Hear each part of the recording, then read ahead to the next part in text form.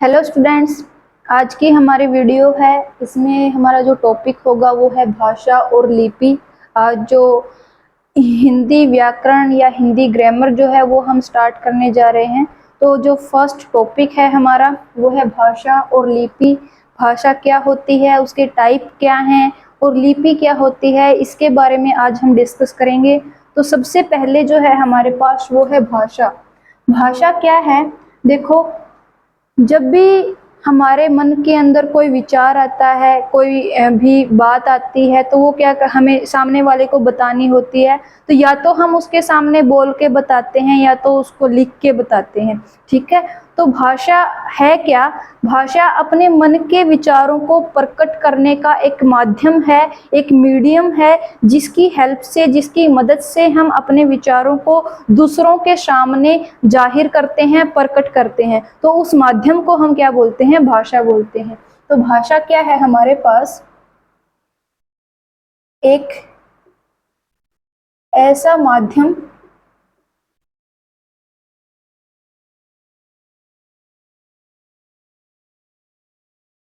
जिसकी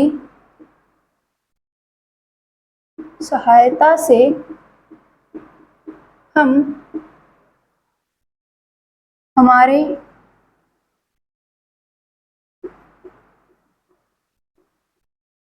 विचारों को दूसरों के सामने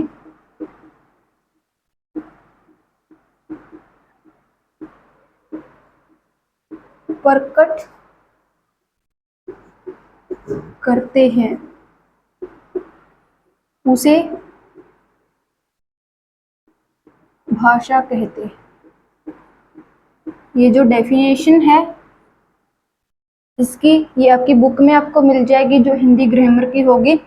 तो इसमें देखो, एक ऐसा माध्यम, वो मीडियम जिसकी हेल्प से हम क्या करेंगे, अपने मन के अंदर जो विचार आ रहे हैं किसी भी टॉपिक से रिलेटेड, किसी भी बात को लेके, उसको क्या करेंगे, हम दूसरों को बताएंगे। मान लो हम क्या कर रहे हैं, किसी भी टॉपिक के ऊपर डिस्कस कर रहे हैं, किसी प्रॉब्लम को सोल्व करने की कोशिश कर रहे हैं, तो नए नए आइडियाज, नए नए प्लान हमारे दिमाग में आएंगे। तो हम बोलते हैं ना कि मेरे पास एक आइडिया है, मैं आपको बताना चाहता हूँ। ठीक है, तो जब हम बता रहे हैं, तो अगर जो सुनने वाला हमारे सामने, तो हम क्या करेंगे, तभी उसको बोल के बता देंगे। अब अगर वो हमसे दूर है, तो आज के टाइम पे तो क्या है, मोबाइल फोन है। मोबाइल फोन में क्या करेंगे, हम मोबाइल फोन में नंबर डायल किया और उससे बात करके फिर भी बोल के बता देते हैं। लेकिन पहले के टाइम में क्या था, ज्यादातर दूर जो लोग होते थे उनको पत्र लिखा जाता था, लेटर्स लिखते थे। तो लेटर क्या करते, उसके अंदर हम लिख के अपने विचारों को, जो हमारे मन में जो विचार आ रहे हैं, जो बातें हैं, चाहे वो किसी भी टॉपिक से रिलेटेड हैं, वो दूसरे को बताने के लिए क्या करते थे, उस पत्र में लिखते थे। सामने वाले को मिलता और वो उसको पढ़ के समझ जाता भी क्या बात है। ठीक है, तो यानी हम वो माध्यम जिसकी सहायता से हम क्या करेंगे, दूसरों के सामने अपने मन में आने वाले विचारों को प्रकट करेंगे, जाहिर करेंगे, उनको बताएंगे। उस माध्यम को हम क्या बोलते हैं? भाषा कहते हैं। तो भाषा जो है हमारे पास दो टाइप की होती है। भाषा के दो रूप हैं।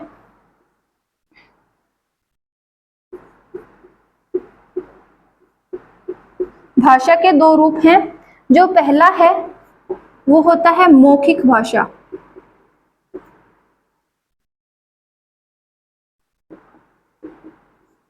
मौखिक भाषा, मौखिक मतलब मुख से बोले जाने वाली भाषा। ये वो माध्यम, ये वो रूप है भाषा का जिसके अंदर, जिसके द्वारा हम क्या करेंगे, अपने विचारों को बोलकर दूसरों के सामने प्रकट करें। तो उस भाषा के रूप को हम क्या बोलते हैं? मौखिक भाषा। तो यहाँ पे क्या है, बोलकर जो विचार हैं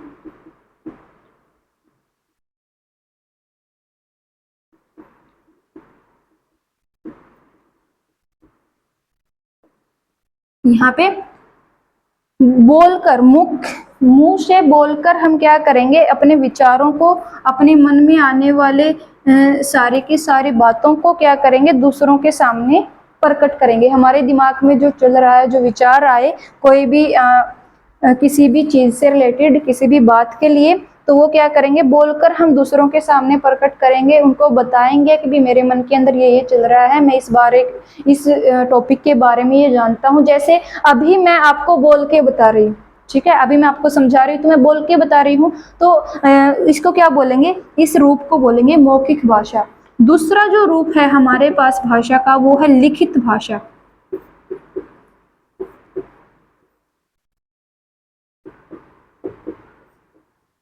लिखित भाषा जिसमें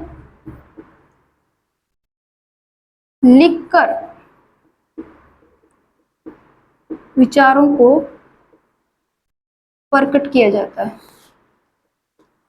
तो हमारे मन के अंदर आने वाले विचारों को लिखकर किसी दूसरे के सामने प्रकट करना, उसको हम क्या बोलेंगे, उस रूप को बोलेंगे लिखित भाषा। तो जैसे पहले के टाइम में मैंने जैसे एग्जांपल दिया कि पत्र वगैरह लिखे जाते थे, तो वो जो पत्र होते थे हम दोस्तों को लिखते थे, अपने से बड़ों को, अपने माँ बाप को, अगर हम कहीं बाहर रह रहे हैं अपने भाई बहन को लिखते थे। ऐसे ही अगर आज के टाइम में देखा जाए तो आज के टाइम में अगर आप कहीं पे जॉब कर रहे हो तो आपके जो भी सीनियर्स हैं वो आपका प्रमोशन कर रहे हैं या आपकी सैलरी में इंक्रीमेंट कर रहे हैं, तो वो एक ऑफिशियल डॉक्यूमेंट, एक ऑफिशियल लेटर आपको देंगे। वो भी क्या होता है, वो फिर वो टाइपराइटर की हेल्प से लिख के ही आपको देंगे। ठीक है, तो ऐसे जो मतलब जो भी डॉक्यूमेंट होते हैं जिनकी हेल्प से हम क्या करते हैं, जो भी इंफॉर्मेशन देनी है, जो भी विचार किसी के सामने बताने हैं, तो उसमें हम क्या करेंगे, लिख के, जो लिखने के माध्यम को हम यूज करेंगे अपने विचारों को, अपने मन में आने वाले आइडियाज को दूसरों को बताने के लिए, उसको हम क्या बोलते हैं, लिखित भाषा। ठीक है, तो भाषा वो माध्यम जिसकी हेल्प से हम अपने विचारों को दूसरों के सामने प्रकट करते हैं। इसके दो रूप हैं, मौखिक भाषा और लिखित भाषा। मौखिक जब हम बोल के, मुंह के द्वारा बोल के अपने विचारों को दूसरों के सामने प्रकट करते हैं, उसको मौखिक भाषा। जब हम लिखकर दूसरों के सामने अपने विचारों को प्रकट करते हैं तो उसको हम बोलते हैं लिखित भाषा। अब देखो, जब हम भारत की बात करते हैं तो भारत में जो हमारा संविधान है उसके अंदर 22 भाषाओं को स्वीकृति मिली है। वैसे तो बहुत सारी भाषाएं बोली जाती है, लेकिन हमारे संविधान में 22 भाषाओं को स्वीकृति मिली है, जिनमें से जो 2 हैं वो ऑफिशियल लैंग्वेज हैं, आधिकारिक जो लैंग्वेज भाषाएं जिनको बोलते हैं।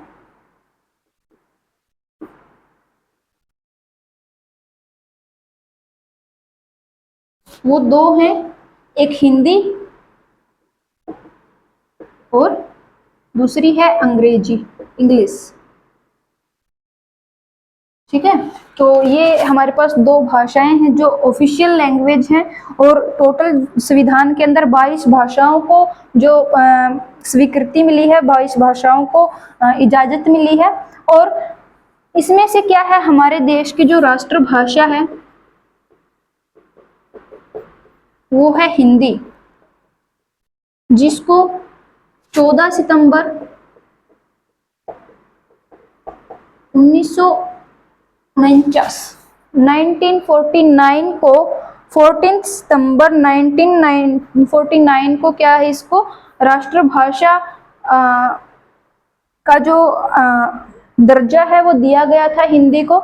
ठीक है, तो हमारे देश में कुल कितनी भाषाएं हैं जो संविधान में जिनको स्वीकृति मिली है, वो क्या है, 22 भाषाएं हैं, जिनमें से 2 हैं वो ऑफिशियल लैंग्वेज हैं, आधिकारिक भाषाएं हैं, हिंदी और अंग्रेजी। और जो राष्ट्रभाषा है हमारी वो हिंदी है, क्योंकि ये ज्यादातर स्टेट के अंदर बोली जाती है। ठीक है, तो यहाँ पे क्या है, अब भाषा को छोड़ के हमारे पास 2 और टर्म आती हैं, वो एक है उपभाषा, एक होती है बोली। उपभाषा क्या होती है, देखो, जब हम कहीं ट्रैवल करते हैं तो ट्रैवल करते टाइम हर 10, 15, 20 किलोमीटर के बाद जब कोई नया गांव या कस्बा, शहर कुछ आता है, तो जो लैंग्वेज है उनमें डिफरेंस आता है, थोड़ा बहुत अंतर आता है। तो उसमें क्या, उसको हम क्या बोलते हैं, उपभाषा बोलते हैं। मतलब अगर उसको शुद्ध करके लिखा जाए तब तो क्या मिलेगी, एक भाषा का ही रूप मिलेगा, चाहे वो इंग्लिश है, चाहे वो हिंदी है, ठीक है, चाहे वो उर्दू है, फारसी है, पंजाबी है, कोई भी भाषा है, लेकिन उसको सामान्य रूप तो चेंज नहीं होगा, लेकिन उसको क्या करेंगे, उसका थोड़ा सा बोलने में उसका थोड़ा सा क्या कर दिया जाएगा, उसके रूप को बिगाड़ दिया जाएगा, उसके रूप को थोड़ा चेंज कर दिया जाएगा। उसको हम क्या बोलेंगे, उपभाषा। मतलब हर 10 से 15 किलोमीटर के बाद जो भाषा में थोड़ा बदलाव होता है, तो बदलाव होने के बाद जो एक नया रूप आता है भाषा का, उसको क्या बोलते हैं, उपभाषा बोलते हैं। ठीक है, जिसका जो सामान्य रूप है, ओरिजिनल जो रूप है, वो तो उसी भाषा का रूप रहता है जिसमें से वो निकली है, जिसका वो बिगड़ा हुआ रूप है। ठीक है, नेक्स्ट है बोली हमारे पास। बोली क्या है, जो छोटे क्षेत्र के अंदर, छोटे एरिया के अंदर जो बोली जाती है, जैसे एक गांव से दूसरे गांव में, दूसरे गांव से तीसरे गांव में जाएंगे, तो वहाँ की जो देसी लैंग्वेज होती है, जो मातृभाषा जिसको बोलते हैं, तो उसको हम क्या बोलेंगे, बोली। जो छोटे एरिया में बोली जाती है, वो उस पर्टिकुलर गांव के लोग हैं वो बोलते हैं। उसके बाद अगर अगले गांव में हम जाएंगे, तो उसमें क्या होगा, उसकी जो गांव की लैंग्वेज है वो थोड़ी उनसे बदली हुई मिलेगी। ठीक है, तो जो छोटे क्षेत्र में बोली जाने वाली भाषा को हम क्या बोलते हैं, बोली में बोलते हैं। ये क्या होता है, भाषा का ही एक अशुद्ध या जो बिगड़ा हुआ रूप बोलते हैं इसको। ठीक है, और उपभाषा क्या है, भाषा को थोड़ा सा बदल के उसमें जो एक नया रूप आता है, उसको हम क्या बोलेंगे, उपभाषा बोलेंगे। ठीक है, तो हमारे देश के अंदर अनेकों उपभाषाएं और जो बोलियां हैं वो बोली जाती हैं। तो ये था भाषा और उसके रूप। अब बात आई हमारे पास लिपि की। लिपि क्या है, तो देखिए, जब हम शब्दों को बोलते हैं, जब हम किसी वाक्य को बोलते हैं, तो उस वाक्य को बोलते समय हमारे मुख से, हमारे मुंह से अलग अलग ध्वनियां, अलग अलग साउंड निकलती हैं। ठीक है, तो जब हम बोलते हैं तो सिर्फ तो वो तो क्या है, एक वर्बल रूप है, एक वर्बल लैंग्वेज है। ठीक है, उस टाइम उनका ना कोई चिन्ह ना कोई रूप होता। ठीक है, तो वो क्या है हमारे पास, लेकिन उन्हीं जो हम मुख से जो ध्वनियां बोल रहे हैं, उन ध्वनियों को लिखने के लिए जो चिन्ह हम यूज करते हैं, उन चिन्हों को हम क्या बोलते हैं, लिपि बोलते हैं। जो हमारी मौखिक ध्वनियों को, हमारे मुख से निकलने वाली ध्वनियों को लिखने के लिए जो चिन्ह हम इस्तेमाल करते हैं, उन चिन्हों को हम क्या बोलते हैं, उन चिन्हों को हम बोलते हैं लिपि।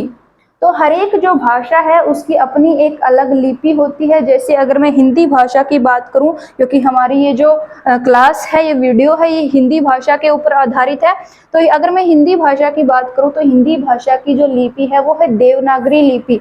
ठीक है, जैसे अभी मैंने ये लिखा, ये मैंने पूरा जो मेरे मन के अंदर इसकी स्टेटमेंट आई थी भाषा की, उसके मैंने पूरा का पूरा लिख दिया। यहाँ पे कहीं मैंने जो बिंदी है वो लगाई है, कहीं मैंने जो क्वेश्चन जो कोमा है वो लगाया है।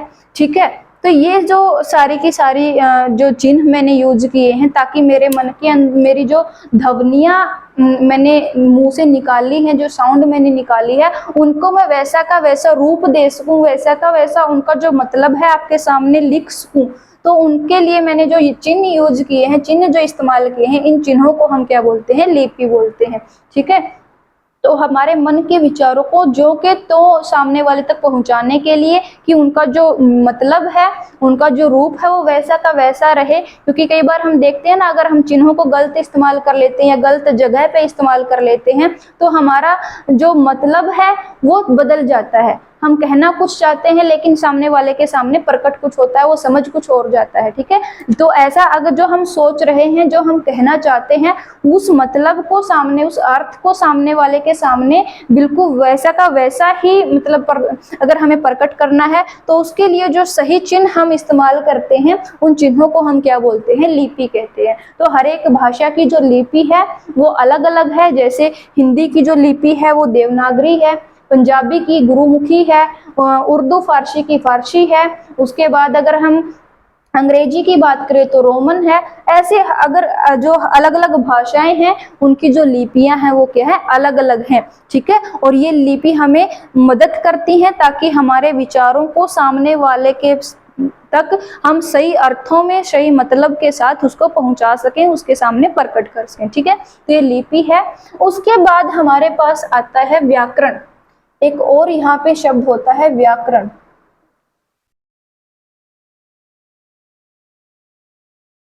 व्याकरण क्या है, देखो, जैसे हम इंग्लिश ग्रामर करते हैं तो इंग्लिश ग्रामर में हम टेंसेज करते हैं, वॉइस करते हैं, नरेशन करते हैं, आर्टिकल करते हैं, डिफरेंट डिफरेंट टॉपिक्स हैं, ठीक है। उन टॉपिक्स को करने के लिए, उनको समझने के लिए हम क्या करते हैं, नियमों को, उनके रूल्स को स्टडी करते हैं ताकि उन टॉपिक्स को हम अच्छे से समझ सकें। तो जब इंग्लिश हम लिखते हैं तो उसके लिए हमारे पास रूल है कि जैसे हम बोलते हैं कि सेंटेंस का पहला अक्षर का पहला जो पहले वर्ड का जो पहला लेटर होगा वो बड़ा होगा। अगर हम क्वेश्चन जो इंटेरोगेटिव सेंटेंस ले रहे हैं तो क्वेश्चन मार्क हम यूज करेंगे। अगर हम दो सेंटेंसेस को जोड़ रहे हैं, दो इवेंट को जोड़ रहे हैं तो वहां पे कोमा हम यूज करेंगे, सेमीकोलन्स हम यूज करेंगे। तो ऐसे हम जो चिन्हों को, जो नियमों को हम मानते हैं ताकि उसका एक शुद्ध रूप लिखा जा सके, वैसे ही हिंदी के अंदर भी क्या होता है, हिंदी भाषा को लिखने के लिए अलग अलग नियम होते हैं, नियम होते हैं, चिन्ह होते हैं। तो उन नियमों को, उन चिन्हों का एक जो समूह बनेगा जिसकी मदद से हम क्या कर सकेंगे, जो एक हिंदी भाषा को शुद्ध रूप में लिख सकेंगे। हमारे वाक्य को, हमारे विचारों को शुद्ध रूप से लिखने के लिए जो नियमों का, जो चिन्हों का हमें पालन करना होता है उसको हम क्या बोलेंगे, व्याकरण बोलेंगे, ठीक है। तो ये क्या है, वो नियम और चिन्ह जिसकी मदद से हम क्या करेंगे, वाक्य के शुद्ध रूप को हम लिख सकें। उसके लिए हम क्या करेंगे, इन नियमों को और चिन्हों को इस्तेमाल करेंगे और इन नियमों और चिन्हों को जो देगा, या इन नियमों और चिन्हों को ही हम क्या बोलते हैं, व्याकरण बोलते हैं, जिसकी मदद से हम किसी भी भाषा के शुद्ध का जो है शुद्ध रूप है लिख सकें, किसी भी वाक्य को उसके शुद्ध रूप के अंदर लिख सकें। तो उसके लिए उसको बोलते हैं व्याकरण। जैसे यहाँ पे मैं लिख रही हूं, मोहन खाना खाती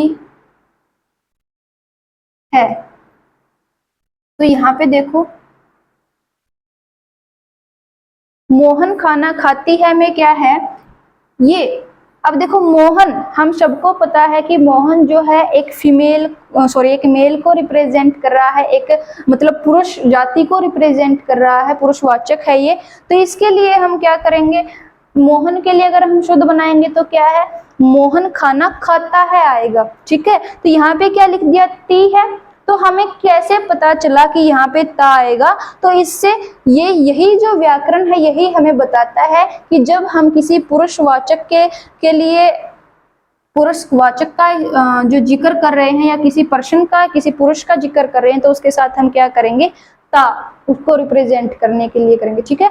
तो इन अशुद्धियों को दूर करने के लिए, इन अशुद्धियों को शुद्ध करके लिखने के लिए जो नियम हमारे पास हैं, उन नियमों को ही हम क्या कहते हैं, व्याकरण। जैसे यहाँ पे बनेगा मोहन खाना खाता है, ठीक है। तो ये है हमारे पास व्याकरण, जिसकी मदद से हमें उन नियमों का पता चलता है। ये व्याकरण उन नियमों को बोला जाता है, उन नियमों के समूह को बोला जाता है, जिसकी मदद से क्या होगा, हम हिंदी भाषा को शुद्ध रूप में लिख सकते हैं, ठीक है। और हमारे विचारों को जो के तो सामने वाले के जो सामने प्रकट कर सकते हैं, ठीक है, उसको हम बोलते हैं व्याकरण। जो चिन्ह हम इस्तेमाल करते हैं अपने मुख के द्वारा निकाली गई ध्वनियों को लिखने के लिए, उन चिन्हों को हम क्या बोलते हैं, लिपि। और भाषा हमने देखा कि वो माध्यम जिसके द्वारा हम क्या करते हैं, अपने मन के अंदर उठने वाले विचारों को हमारे सामने वाले के जो सामने, या जो भी हम जिसको भी हम बताना चाहते हैं उसको क्या करते हैं, उसके सामने उसको प्रकट करते हैं। तो उसको भाषा बोलते हैं, जिसके दो रूप हैं, ठीक, मौखिक और लिखित। बोलकर प्रकट करें तो मौखिक, अगर लिख कर करें तो लिखित। उसके बाद हमने उपभाषा की, बोली की। तो ये था आज का हमारा टॉपिक, जिसके अंदर हमने भाषा क्या होती है, उसके रूप कितने हैं, उपभाषा क्या है, बोली क्या है, और लिपि क्या है, और जो व्याकरण क्या है, इसके बारे में हमने देखा। और जो हिंदी है, इसकी जो लिपि है वो है देवनागरी, ये हमने देखा। और हिंदी को राष्ट्रभाषा का दर्जा कब मिला संविधान के अंदर, वो 14 सितंबर 1949 को मिला। कितनी भाषाएं संविधान के अंदर स्वीकृत हैं या स्वीकृति उनको प्राप्त हुई है, वो हमने देखा। तो ये था भाषा का चैप्टर। उम्मीद है इस वीडियो की मदद से आपके जो भाषा से रिलेटेड, इस चैप्टर से रिलेटेड जो भी डाउट्स थे वो क्लियर हो गए होंगे। बहुत ही इजी तरीके से और बहुत ही आसानी से हमने जो भाषा का पूरा जो कॉन्सेप्ट है वो समझने की कोशिश की है। तो मिलते हैं नेक्स्ट वीडियो में नेक्स्ट टॉपिक के साथ, तब तक के लिए थैंक यू।